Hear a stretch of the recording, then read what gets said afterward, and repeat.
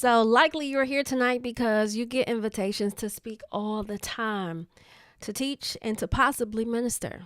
And if you've been getting those invites, that means you got something good.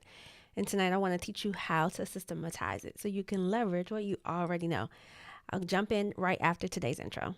You are excellence. Your mind is of excellence.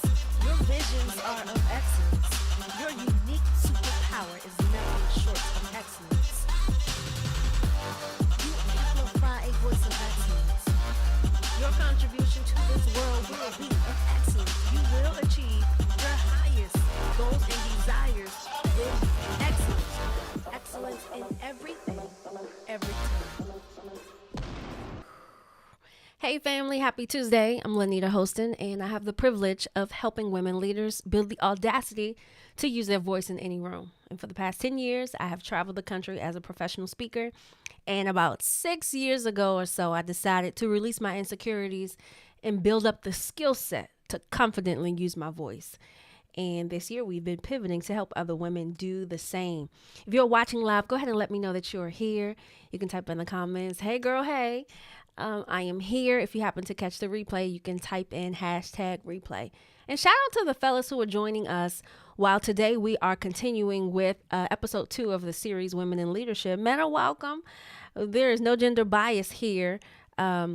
We have just decided to target women for this month, but men are absolutely welcome. Absolutely welcome. If it's your first time joining, let me know where you're watching from so I can shout you out. It's always good to see where people are watching from. Now, today I literally just got back from Wisconsin. This was me last night. I had a keynote at Wisconsin University in Parkside, and they were actually practicing the introduction. I've never seen a campus practice the introduction that I've gave them. We had an incredible time, and I actually had a photographer come out. So I'll be sharing photos of that across my social media platforms this week as soon as I get them. Hello, is it Sheer? Hi, Sheer. Thanks for joining us. Hey, Ross. Good to see you from North Carolina. I just left Alamance Community College on, what day was that? Last Thursday. I was in, oh man, I can't remember the part of North Carolina. All these cities are just in my head. Hey, Chanel, good to see you. Welcome back. Happy Tuesday. I hope y'all are feeling good. I hope you have good spirits. You're in good spirits and you're in for a treat tonight. Again, we're picking up on a series that I started called Women in Leadership. And today we are chatting about what to do when you finally get a speaking engagement or when you're asked to speak, when someone asks you to speak. And so I want to jump in because y'all know I like to get straight to the point. Well, let's start here. When someone comes to you, whether that be email, DM, or in person, and they say, man, I love what you're doing. I would love for you to come and share a little bit with my community, my event, my students, whatever their sphere of influence is. The translation in what they're saying is that I recognize you have a level of intellectual property that could benefit the people I'm connected to.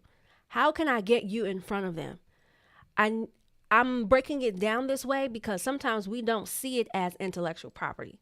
We see it as service. We see it as ministry. We see it as being generous. What we sow generously, we reap generously. And I don't denounce any of those things. I absolutely agree with them. But if you're doing this over time and this is a pattern, and you desire, this is the key word, you desire to begin to monetize or make money, even if it's just a few dollars, you desire to do that. That's what tonight's conversation is about. So I'm not saying stop doing it for free or start saying no. But what I am challenging you, if you desire to go just beyond being the yes person to everybody and putting some systems behind when people invite you, tonight's content is for you. So here's the thing. I'm going to give you about 5 things that you should do when someone asks you like, hey, I would love for you to come and chat about whatever, or come and talk and come and speak. The first thing I want you to think about is, what is it that you need? Immediately we get excited because someone sees a value in us, so much so that they want to put us in front of people.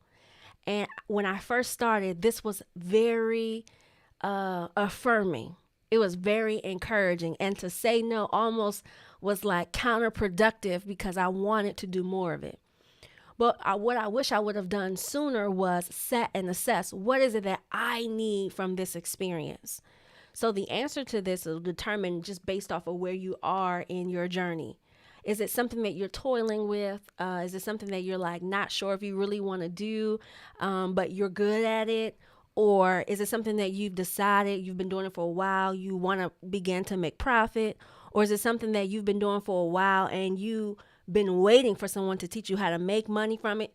Depending on the stages will determine what you need. So if you're in the first stage, you need credibility. Credibility looks like photos online, looks like testimonials, it looks like people being able to plug you in rooms. It's about getting your name out there where people deem you as credible. So, and if you're in the stage one, first stage, what you need is photos.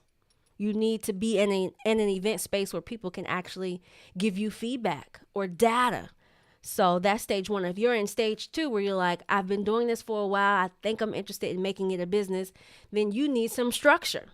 So you might need clarity on the kinds of topics that you're speaking about so you can begin to niche down and target a specific audience. So you might need to ask a question of the event planner. What are your needs for your event so I can best position myself as that, I won't say expert, but as that go-to person in that niche? This could potentially launch my platform in whatever area you're in. And if you're in that third stage, like, listen, I've been doing this for a while, it's time to make money. What you need, you might say, I need money. I need to be compensated. And what I challenge you is, what I will challenge you with is that there are several ways to be compensated outside of money that could, in the long haul, get you a greater return on investment. If someone can only pay you, let's say $250, what would be more valuable to you at that stage? Would it be to get professional video, professional images? Would it be to get a list of all of the attendees so that you can email them?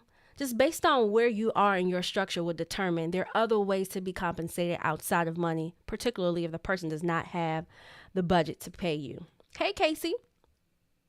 Casey said that is number one, what you know what you want. Yes. And the reason why I want to start here is because when we know what we want, we can start the conversations. What really would be negotiation. We can start them and kind of lead that conversation. Here's what I need. I would love to support you in your event. I am available that day. Here's what I need. Can you do this? Starting there. So you would have the first one. So that's the first one I want you to think about when someone asks you to speak.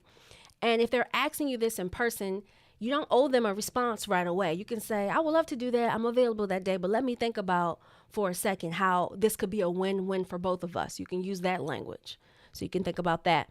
If it's in an email and you have to think about it, respond and say, hey, I'm so glad that you're considering me.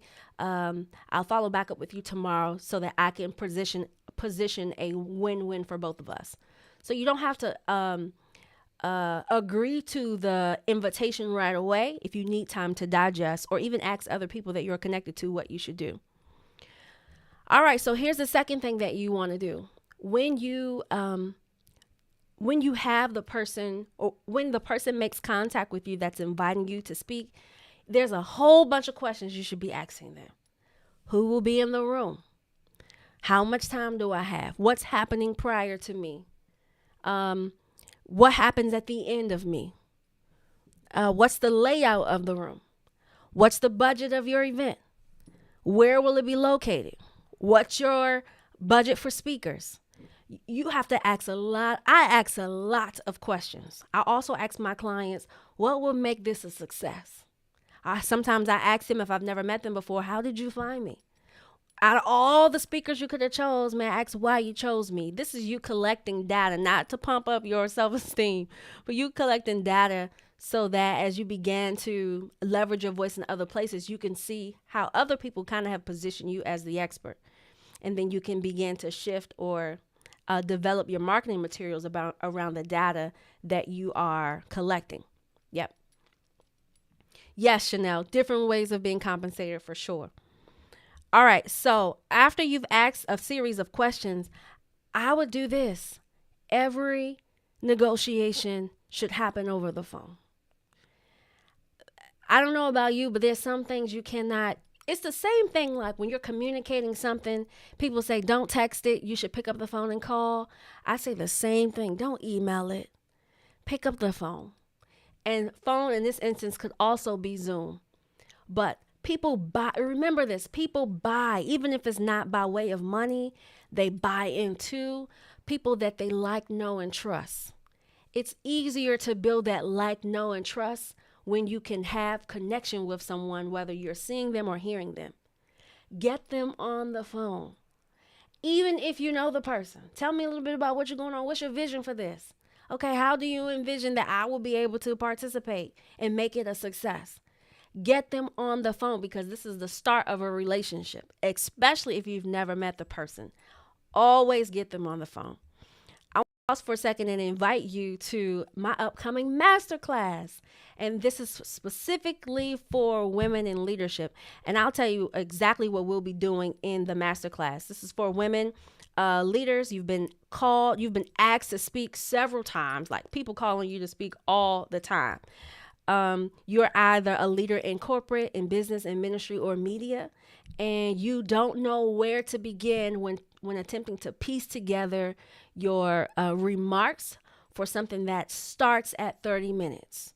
So when someone invites you to speak, they're like, man, I want you to come and be the keynote. I'm like, what in the world do I talk about? This masterclass is perfect for you. So I'm going to teach the framework to build out a 30-minute keynote and how to position your audience on the edge of their seats for the duration. I always say public speaking is so powerful because there's no backup entertainers. There's no smoke coming out with stars, fireworks, at least not in my segments. The only thing I do is speak. At some points, I might show a video. Sometimes I may sing, but 80% of the time when I'm sharing with someone, it is pure content and pure my voice. And it can be engaging. It can be interactive. It can be inspiring without the bells and the whistles. I want to teach you that framework. So if you have an existing message and you just want to clean it up or make it more engaging, this is perfect for you too. And I always say, if you want to get event planners raving about you, talking about you, and or asking you to come back, this is definitely for you. And what I love is that those who come to the class, it's 2 hours, those who come to the class, I know, just without hands down, I know you'll leave with an increased sense of confidence about the topic that you are speaking on or preparing for. And I know that we can improve your signature message if you have one already. And so that's the goal. So early bird actually ends on Friday. You can get more information at buildmymessage.com. Again, if you're a woman in leadership and you're often invited to do a keynote message, you have no idea where to start, I would love to teach you that. So that's Friday, September 22nd. And guess what? I'm teaching from the comfort of my home. So you get to be invited in intimately. This is a virtual event. It will be produced, so I won't be here. This is my studio where I am leading the production. I won't be doing that. So on the 22nd, we have a production team, and you'll get to meet with me inside of my home in the comfort of your home on a good old Friday. Again, early bird registration ends this Friday, and tickets are only $69. Early bird, so grab your tickets, buildmymessage.com. Okay, so we were talking about when someone invites you in to speak, what should you do? What do you do next? So we talked about thinking about what is it that you need from that experience. Some of you just need practice. It just depends on what level you're on. You just need to be in front of people. You just need to work through your nerves. You may, once you have decided that, asking questions, getting a person on the phone. And here's the other thing. Whenever I'm meeting with an event planner or someone who's considering me, I don't just give them one price. I give them three. There are 3 tiers, so I provide them with options. So I'll ask a little bit about what they're doing for the duration of the year. Do you just need one? Will one be good enough? Because we can come in and we can add some components to provide a long-term support from a virtual place, even though I'm coming in for the first time physically. So you're getting people to think about other ways in which they can use you. And even if they don't take you up on that offer, at least you've placed in their mind that there are other ways that you can serve them. You can also, if you have upsells, books, workbooks, journals, you have a course, or you have other things that you like to give or gift, that's an opportunity for you to package that as well. So we would call that packaging. And here's the last one. Always have a client system. Now, if you are just starting off, you're like, what in the heck is a client system? It's not as complicated as it sounds, but you have to think through when a person encounters you, what does that touch point look like? Is that an email? After they've encountered you and they're making a decision, whether you've stated the price, you stated your offering, and they're thinking about it, you give them how much time. When that time expires, what is it that you do? Do you reach back out? Do you email? Do you send them a gift? Do you send them a thank you?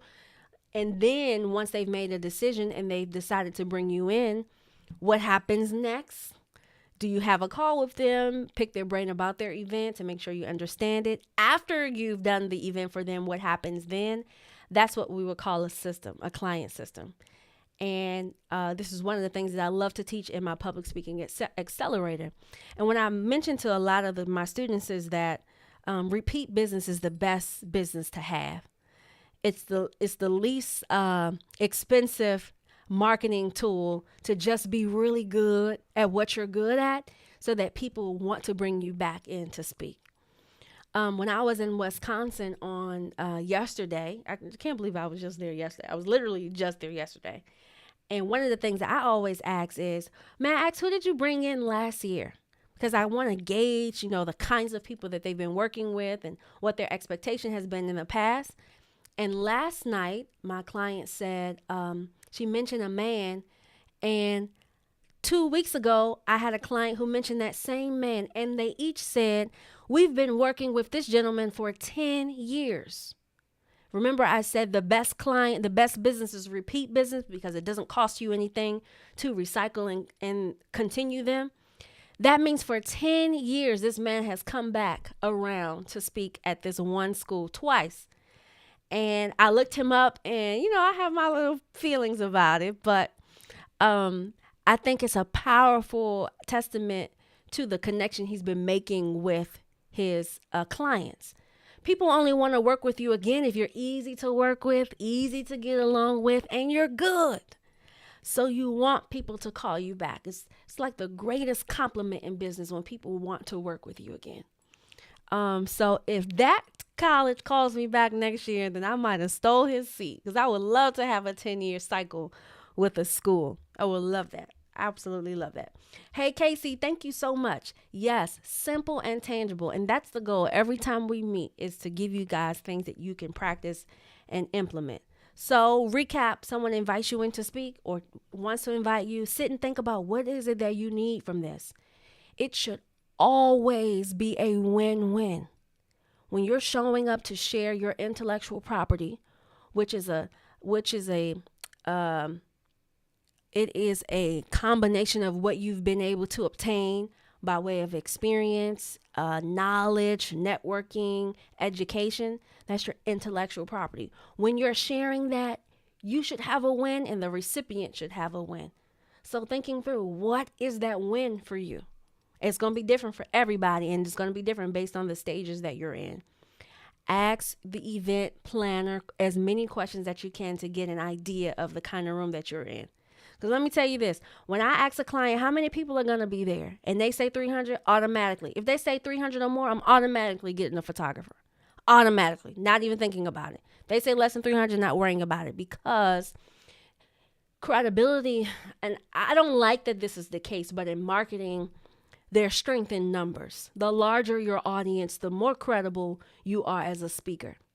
So it's a great time to gather or to update your marketing materials with images. So if they say 300 or more, automatically getting a photographer. But you won't know those things unless you ask.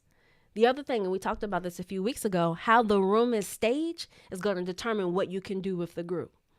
So yesterday, and I'll show you this again, we were in a main stage theater. And while this setup is beautiful, what made it a bit challenging is that I could not, the edge of the stage had a barrier, so I couldn't sit on the stage. Sometimes I do that to create intimacy. I couldn't walk through the middle to get closer to the audience. So what I ended up doing was kneeling from the stage, but I had to do it on the left and in the middle and on the right to recreate that intimacy. Because normally I would come off the stage and walk through the audience. Well, I couldn't do that based on the layout of the room. So when you have these things in mind, it just helps you to make better use of the time that you have when you're with your group.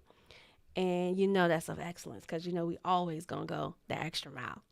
Always. What questions do you have? What questions do you have? I'll stand by for a few minutes to answer any questions that you have. Hey, Danny. Hey. What questions do you have? If you've been invited to speak and someone asked something of you or you're not sure about what you could have done or should have done, I'm happy to answer a question that you have. Happy to. And I'll give you a minute to think about what questions that you might have, if you have them, if you have any. I am wrapping up my summer tour. We end on Sunday. I end on Sunday, this coming Sunday, and I'll be finished traveling for the year because I like to take November and December off so I can actually plan for the upcoming year. So if you have an engagement, you'd like me to come and speak, October is the last chance. And then again, I mentioned to you, if you're interested in learning how to build out a keynote message, I'm teaching a masterclass Friday, September 22nd. This is virtual. I'm teaching it from the comfort of my home.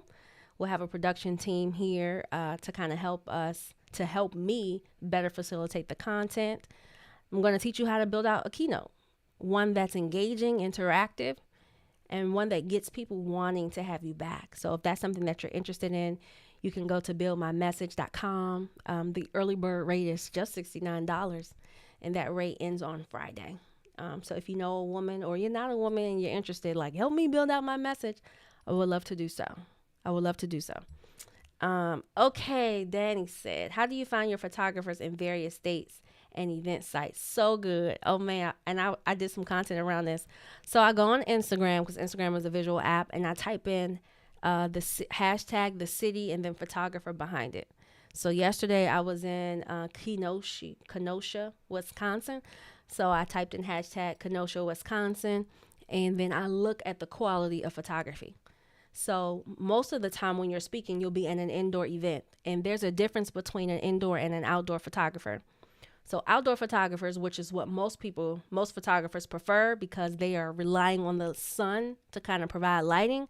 Well, when you're indoor, you kind of have to know how to establish your lighting because it could be dark, it could be bright. You have to know how to adjust your camera. So that's a different kind of photographer. So when I search the city photographer, I look for indoor photography. Typically, that's like if they're shooting against a backdrop, they're likely indoor, or they're inside of an event space. You know that person is accustomed to adjusting their lighting preferences because a photo is no good if it's dark. And so, I search the hashtag. I look at the quality of indoor photos, and then I message at least 5 of them. I send an email. Hey, I am such and such. I found you by this way, and would you be available for this time? And please let me know what your rate would be. I'd say about 80% of them respond back and say, sorry, I'm not available. It's interesting. They do. But then there's a few who say, I am available. This is my fee. And so, that's what I typically do. And the other thing that I do, Danny, is I give them a shot list. I never rely on the person behind the camera to assume what I want visually. So I send them a shot list, and it's like about 8 shots. And I ask for them both vertically and horizontally because you need both for your website. So verticals are great for social media, but horizontals are great for your website. So I'd say in the email, can you have every image that you shoot, can you do it in vertical and horizontal? But the shot list includes when I first walk onto the stage. It includes me in front of the audience, like the cameraman looking at me this way, the cameraman behind me and the audience, the cameraman on the sides, on both sides of me as well. And then I also ask for shots of the audience. So I ask the cameraman, can you follow the audience if they make facial expressions, whether that be tears, crying, clapping? Can you capture their engagement too? Because that's where the real credibility comes from. Not me looking powerful, but how people are affected by what I'm saying. So those are the shots that I request from the photographer. And a lot of them are always like, "Oh my gosh, you're so thorough." Yeah, cuz I'm paying you, bro, and I need to need to get this coin back. So, yeah, that's what I typically do. Danny, that's a great question. Yes, definitely get the shot. And maybe you have other shots you want to get.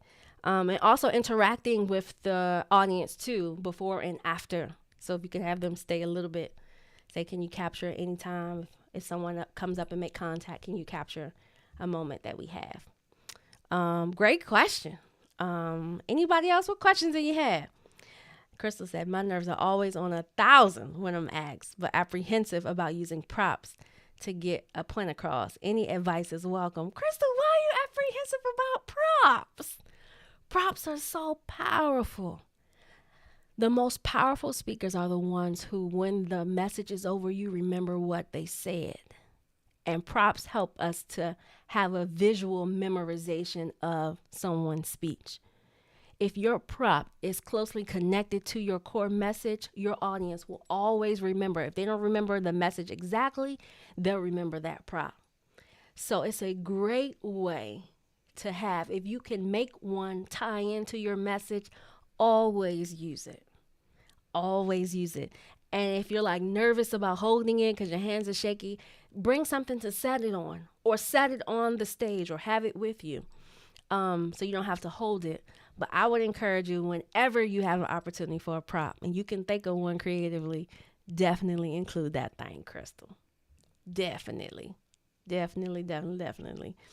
Yes, I was thinking that too, Danny. Danny said he loves props. Props are his love language. I was thinking that Danny has done this message before where he used a ladder, and I remember that. I remember that very keenly. And so, to the point that I was making props help us to remember a message that someone gives. So don't forget your props. Dan, you've also done messages with mirrors.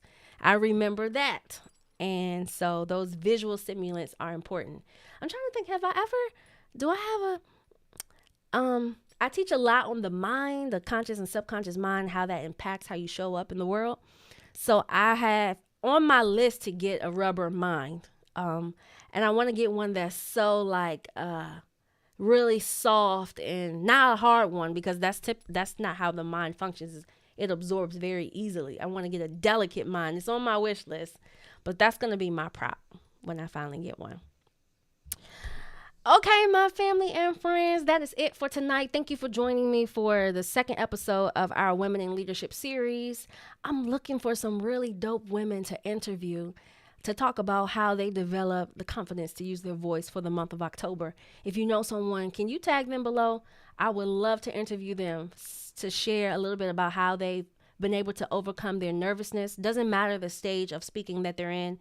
It doesn't matter if they're making money or not. A lot of women want to know, how do I overcome the fear that I have? Like, just get me past the fear first. I don't even care about all the other stuff. And I want to interview women who have done that. So if you know someone, please tag them so that we can reach out and invite them on for the month of October. All right, that is all I have. I love you. There's absolutely nothing you can do about it. I'll see you next Tuesday, 8:30 Eastern Standard Time. Bye. You are excellence. Your mind is of excellence. Your visions are of excellence. Your unique superpower is nothing short of excellence. A voice of excellence. Your contribution to this world will be